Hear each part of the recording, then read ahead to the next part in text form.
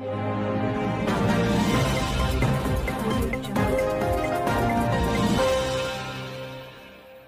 গিয়া হিন্দু আর কি, ওনারা বলতেছে যে আমাদের পাশের বাসুরের ঘরে অনেক দস্তাদস্তি করতেছে, এই সেই কে জানি কার, আমরা জানি না।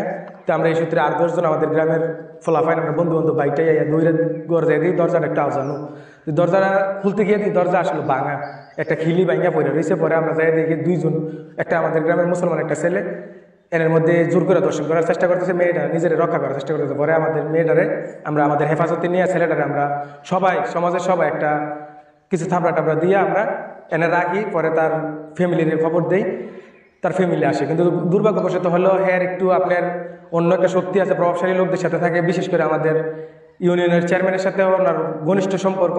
আমার বিএনপির সাথে, রাজনীতির সাথে সে অ্যাক্টিভ, যদিও কোনো কমিটি না হয়তো কোনো পদে নাই, কিন্তু বিএনপির রাজনীতির সাথে পুরোপুরি অ্যাক্টিভ হয়।